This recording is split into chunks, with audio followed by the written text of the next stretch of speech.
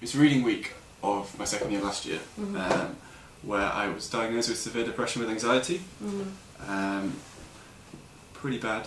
On the, I think it was 17th or 18th of December last year, I was in fact admitted to the psychiatric ward.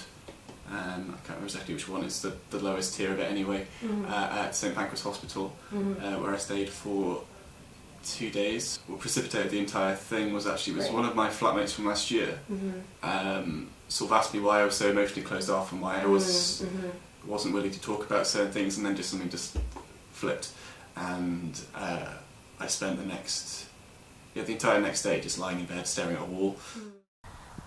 It seemed like it was something I'd never kind of felt before, and I didn't think anyone would understand, and at first no one really did understand, but it was almost impossible to make myself do anything. So getting on a train was difficult, and there were times when I'd just get on a train and I'd just cry, and I didn't know why, and I just didn't know where it was coming, like I just didn't understand. I think that one of the problems is that people who haven't suffered it's very hard to gain an understanding of what someone is going through, because even the most simple daily tasks can become so difficult. And I think that there can be a problem in people thinking that someone can snap out of it, that it's not a proper problem, that it's kind of something in their mind. And I think that is one of the things that needs to be readdressed, really. So there was different stages. So it kind of started off, and I just feel sad, like I just feel sad. So I wouldn't know what the sadness was about. So obviously, like if something bad happens, or you lose someone, you feel sad. But I'd just feel sad, and I wouldn't know what it was about and where it had come from, and then so I'd feel sad maybe once or twice a week, and then I started feeling sad all the time.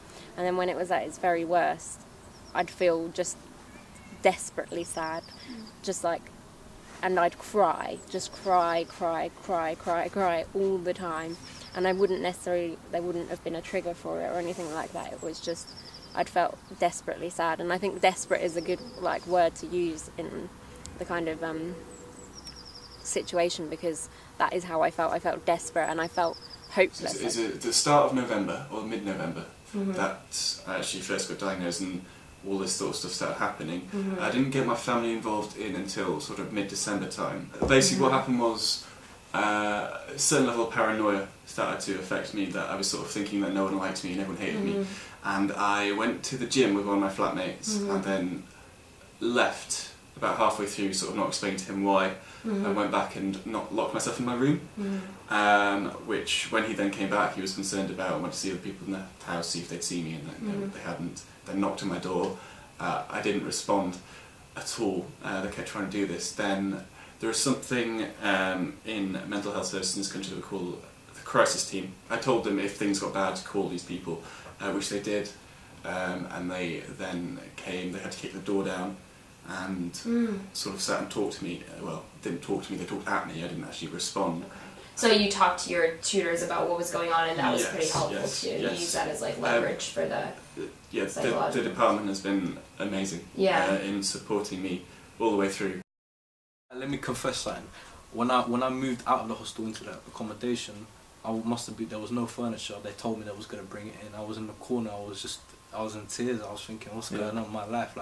Obviously sometimes you sit down and you realise your reality. You're thinking, and I was 16, going on to 17, and funny enough, when I was living in Stonebridge, obviously people know what a boiler is. A boiler usually in a whole house or a block. The boiler for the whole block was in my room. So for nearly 2-3 years I was having to deal with that. Are there things that help you or have helped you? Breaking things down into small victories. So for example, at the start the small victory was getting out of bed. Not necessarily doing anything, just getting up and then maybe getting back again, but the fact that you got up and then obviously it proceeds and sort of showering and eating and all those other things. I'm Muslim, and my mum's from Morocco. I looked at it as, okay, my mum's from this country and that's their culture and that's what they do. But in actual fact, when I started reading more about Islam, I realised that it's like you got half the world who worship it. So I don't really agree with people when they judge Muslims as a whole, because you're judging people from Malaysia right to Morocco, from the east to west. So there's so many different people that worship the religion. So when I took that on and I started reading about it, To be honest with you, when I started praying and I started doing it more regularly, I felt like it was something to keep me away from bad things, because I know sinning is wrong. Like, it tells you what's right and what's wrong, and it tells you though, like, when you're praying, to me it felt like it was meditation. It made me feel calm and relaxed, and I think that's the job of the prayer, isn't it? The job of the prayer is to get your message to God, and the job of it is to keep you relaxed so you can get through the, the testing times, as you could say. As far as like my friends went at the time, I was kind of mortified at the fact that of how I was feeling, and just like they'd be like, "Oh, are you coming out this weekend?" And I'd want to sometimes, and I'd say yes every time, and then it would end up getting to the time, and I just wouldn't want to go. And I think at the time I didn't tell anyone what was going on because I was embarrassed about it. So I think a lot of them didn't understand what was going on, and I kind of lost a lot of friends during that period of time. And I had, before it kind of all happened, I had quite like a large circle of friends, and it's definitely got smaller as a result. But I think at the time I was really, really embarrassed about it. But I think now, looking back on it, I think, well, at least I know now that these people are real friends, kind of thing. So. When, say, a celebrity is suffering from a mental health problem, particularly eating disorders, they're often kind of gawped at. There's pictures of them looking incredibly skinny, and it's a bit kind of like, oh, look what they're doing to their body, without recognising at all that there's a lot of problems attached to that. It's very simplistic and very unsympathetic. Well, a lot of my friends back home do know now, I think, but it is part of the stigma that they just don't mention it.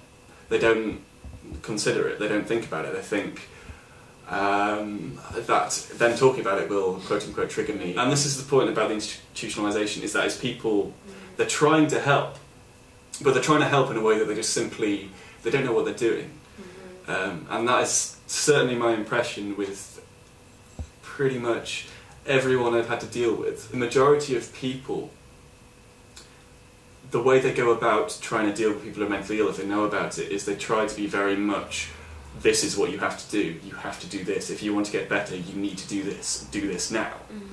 But like I was saying earlier, that's not the way it should be done. It's all about the personal realisation that if I want things to change, I have to be the one to change it. My boyfriend's family, so when I was feeling at my very worst, like I'd go round there, but I wouldn't want to sit with his family kind of thing. I just want to be with me and him, so I'd refuse to eat dinner kind of down there. And I think they had no experience of like that kind of thing before, and they were very kind of like weird and off with me during the time. And I think, rather than being understanding, they'd kind of argue to the point that, no, you have to sit down here and eat dinner, and I'd be like, no, I can't, like I don't want to. And so that was really difficult. Like, I think the stigma's a lot more inside people, so it wouldn't necessarily, people who I speak to about it wouldn't necessarily say anything about it.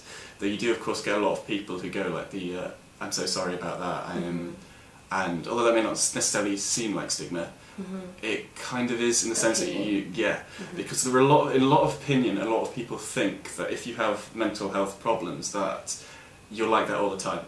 People have this misconception about who they are and what they can do based essentially on prejudice, and I'm not using that in a sort of attacking term, because we all have various prejudices, and we all act on those various prejudices without even realising. But that's sort of the point. It's about an institutionalised idea that everyone has, but no one really knows why they have it. I remember my mum said to me at one point, if you'd broken your back, or you'd had a bad disease or something and you'd taken a year off university, would you be embarrassed? And I said no, and she said, well, it's the same thing, like it is an illness and it's something that needs to be discussed more and needs to be just, so people don't feel embarrassed, so you can go to your doctors and say, I think I'm depressed, and not feel embarrassed, or you can tell your teachers, your classmates, or anyone, without feeling like they're going to be like, oh, this person's crazy, this person, doesn't deserve my time kind of thing. So, yeah. I think that it is incredibly important that we do get students and young people thinking about mental health and trying to reduce the stigma amongst them, because they are the opinion and policy makers of tomorrow.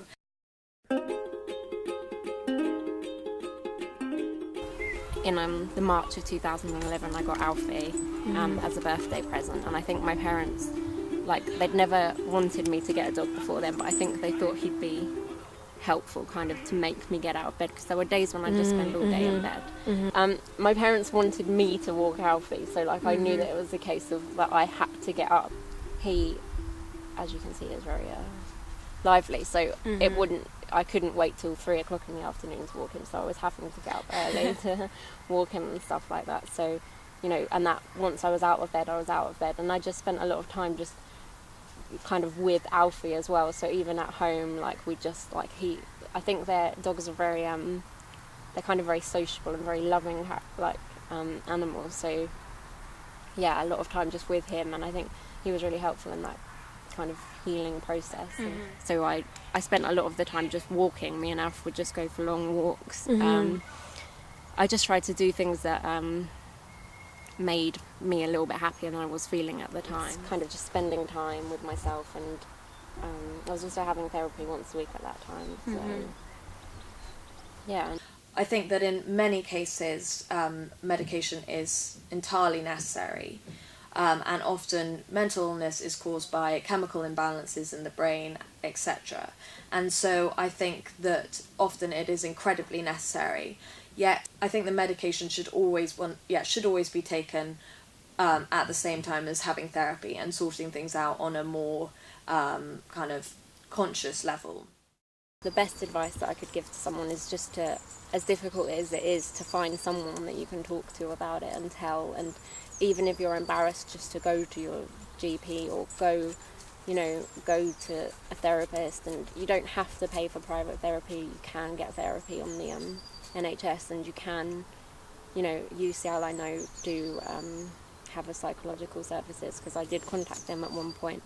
I think, just finding someone that you can tell. Often people don't realise how much there is out there. At each university, for example, they can approach these issues from a number of perspectives, be it group therapy, workshops, CBT, psychotherapy. So I think that if they put on if they get themselves more into the public eye, I think that can be very encouraging and make people feel that what they need, the help that they need, is far more accessible.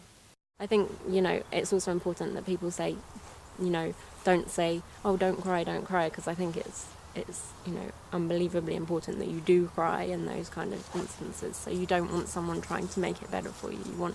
You just want someone to let you cry and let you get on with it, kind of thing. It's hard to know, like, how to help people, and it's easy to, when you're in it, it's easy to say, oh, why can't people do this? Why can't people do this with me? What would you suggest people do? It is about listening to them, and listening to what they want to do, but keeping an eye on what they are doing. People were still coming to visit me and keeping an eye on me, so they can kind of get an impression and sort of work out when something is going wrong. And one of the best things you can do as a depressed person, certainly, is if someone asks you, is everything alright, how are you feeling at the moment, is instead of attacking them and going, no, I'm fine, what are you doing, leave me alone, I'm fine, stop asking me that, is sort of see where they're coming from and understand why they are asking you that. And I think just knowing that it's not always going to be like that is something that I definitely want to, let other people know, because, at the time you feel like that's it, you're never going to feel any better, but I can say with experience that, I feel so much better now than I did a year and a half ago, kind of thing. So it can get better, and you don't have to feel the way you might have felt forever.